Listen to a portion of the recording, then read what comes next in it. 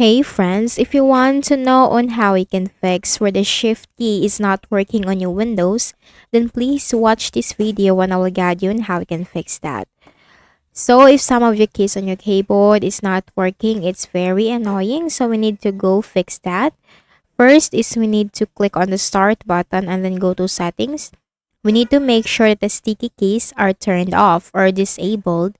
So just simply click on this accessibility on the left pane.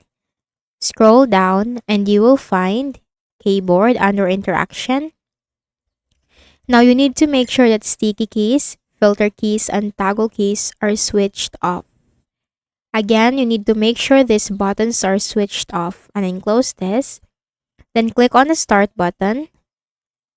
And then here we need to search for device manager.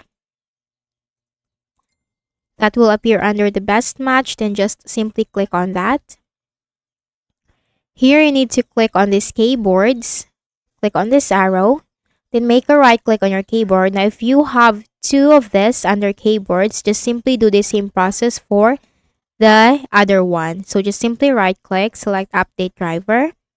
Search automatically for drivers. Now it will state that the best drivers for your device are already installed. Close this. Or you can, if this is not working, then simply go back to device manager, make a right click, select update driver. Browse my computer for drivers. Let me pick from a list of available drivers on my computer. And then click on next. Windows has successfully updated your drivers and that's a good thing. Close this. It will ask you to restart your computer, so you need to click on yes and your computer will be restarted and then your problem will be fixed. Now another method is in the Windows search bar, type here control panel. That will appear under the best match, so you just have to click on that. Here you need to view this into category and you'll find the ease of access. Click on that.